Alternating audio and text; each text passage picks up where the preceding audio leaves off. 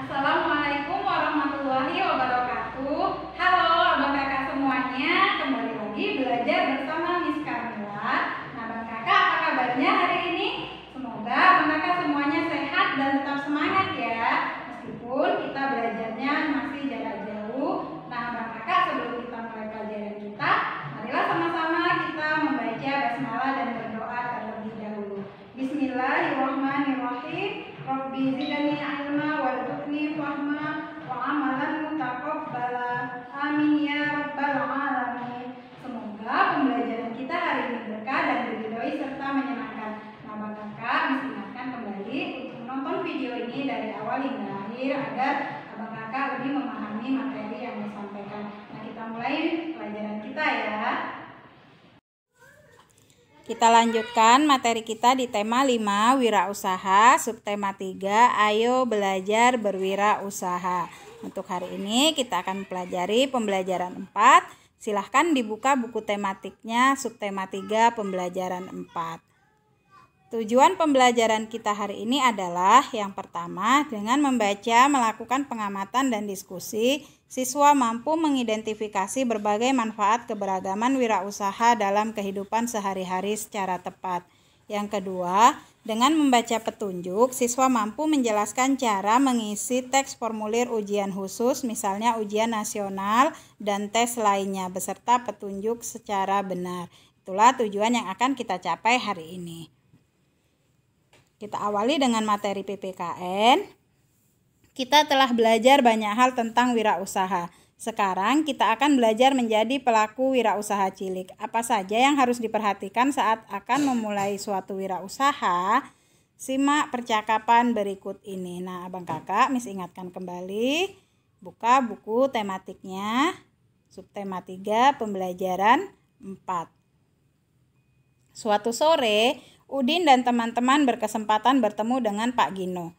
Beliau adalah seorang tokoh wirausahawan sukses yang sederhana dan suka berbagi ilmu. Beliau memulai usaha mainan kayu edukatif beberapa tahun yang lalu. Sekarang produknya sudah dikenal dan digunakan oleh berbagai TK dan taman bermain. Udin, Pak Gino, aku sangat kagum dengan produk buatan Pak Gino. Suatu saat nanti aku ingin bisa menjadi wirausahawan sukses seperti Bapak. Bagaimana awal mula Pak Gino memulai usaha ini? Pak Gino, Bapak saya seorang pengrajin kayu. Sejak kecil saya sering membantu Bapak. Bapak sering membuatkan saya mainan dari sisa-sisa kayu. Mainan-mainan itu membantu saya untuk lebih mudah memahami pelajaran matematika. Nah, kemudian saya memiliki keinginan untuk membuat berbagai mainan kayu. Saya ingin mainan itu juga membantu anak-anak memahami pelajarannya. Siti. Oh, jadi kita bisa memulai suatu usaha dengan bekal keterampilan, hobi, dan kreativitas yang kita miliki ya Pak. Aku gemar membaca berbagai resep makanan. Wah, mungkin suatu saat nanti aku bisa membuka usaha toko kue ya. Udin, kalau aku suka bermain bola, usaha apa ya yang bisa aku jalani di masa depan? Apakah membuat bola? Pak Gino, mungkin saja, biasanya kalau kita memiliki minat terhadap suatu hal, ide dan kreativitas akan berkembang dengan sendirinya. Edo, apakah ketika Bapak bermimpi membuat usaha mainan kayu, Bapak yakin akan laku di pasaran? Pak Gino, saya tidak sekedar bermimpi, saya juga melakukan survei sebelum memulai usaha. Dari sana saya temukan bahwa banyak anak yang membutuhkan mainan yang mendidik. Ketika saya akan memulai usaha, produk sejenis belum ada di pasaran. Oleh karena itu, saya memberanikan diri memulainya. Edo, loh kalau hobiku membaca, usaha apa yang bisa aku lakukan nanti ya? Belum tentu aku bisa menulis buku. Tentu tidak mudah juga bersaing dengan buku-buku bagus yang ada di toko buku ya. Pak Gino, usaha yang kamu jalankan nanti tidak selalu berbentuk barang yang dijual. Ada berbagai jasa yang dapat menjadi bidang usaha. Bisa saja kamu membuka perpustakaan kecil dan menyewakan buku-buku koleksimu untuk dibaca oleh anak-anak di sekitar permukimanmu.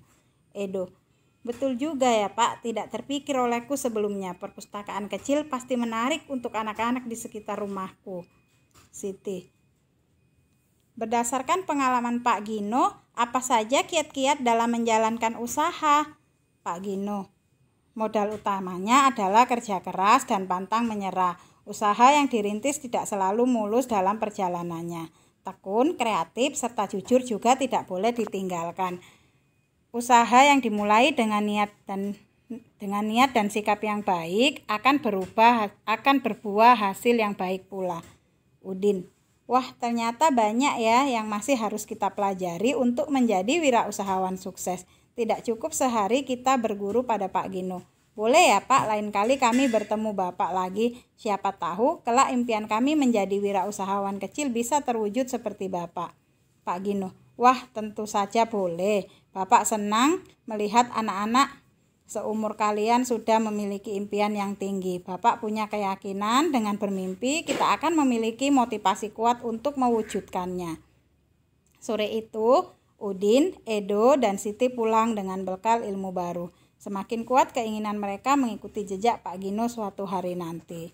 Nah, abang kakak, itulah tadi percakapan antara Udin, Siti, dan Edo dengan Pak Gino. Ya, dimana Udin, Siti, dan Edo di sini ingin menjadi wirausahawan kecil dan mereka belajar dari Pak Gino. Nah, bermula dari pengalaman Pak Gino yang sering dibuatkan mainan dari kayu oleh bapaknya yang seorang pengrajin kayu ya.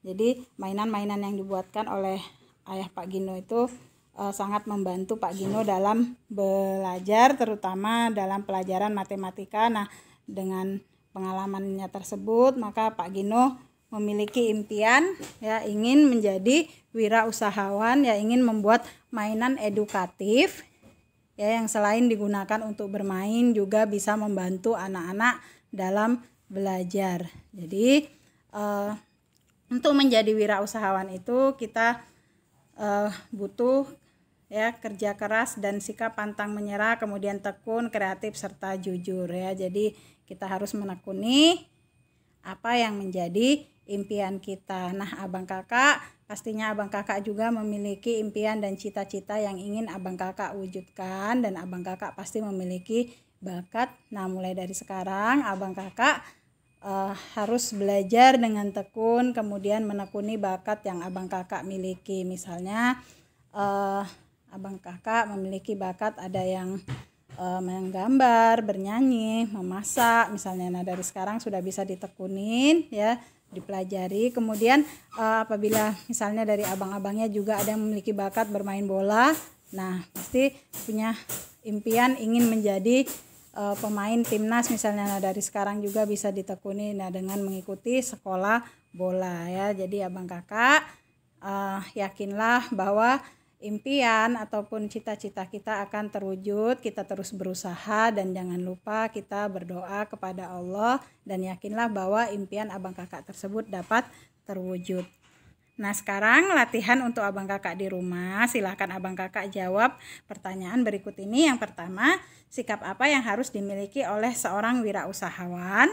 Yang kedua, faktor-faktor apa saja yang harus diperhatikan saat akan melakukan suatu usaha? Dan yang ketiga, apa yang harus dilakukan supaya usaha kita dikenal oleh masyarakat? Nah, silahkan abang kakak jawab ketiga pertanyaan tersebut, dan jangan lupa kirim melalui WA Miss. Nah, sekarang kita lanjutkan ke materi bahasa Indonesia. Nah, apakah kamu sudah mempersiapkan diri untuk mengikuti ujian sekolah atau madrasah?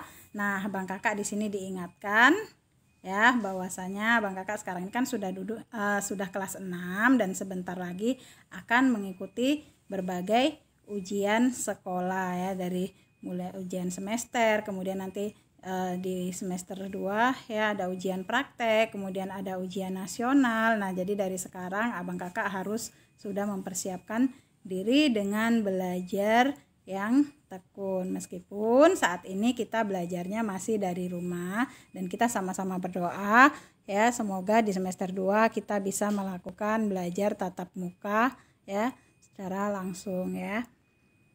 Nah, perhatikan contoh formulir ujian sekolah berikut.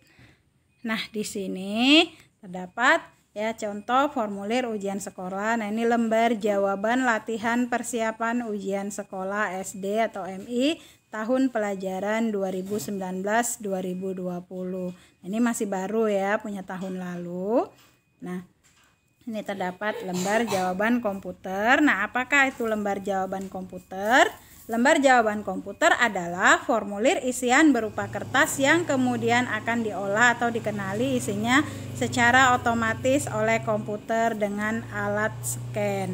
Nah, dalam mengisi lembar jawaban komputer ini, abang kakak menggunakan pensil 2B ya, agar dapat terdeteksi oleh alat pemindai ya. Nah, dengan sempurna. Jadi abang kakak tidak asing lagi dengan lembar jawaban komputer ya. Abang kakak yang kan sudah pernah mengikuti tryout, nah atau mengikuti ujian ya. Nah, ini mengisi ya dengan lembar jawaban komputer. Nah, cara mengisi lembar jawaban komputer, nah di sini yaitu dengan cara memberikan tanda silang. Nah, adapun yang perlu kita isi di sini ada data peserta, itu ada nama peserta, kemudian nomor peserta ya, tanggal lahir.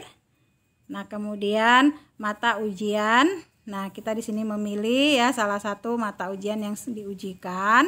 Kemudian ada nama sekolah. Ya.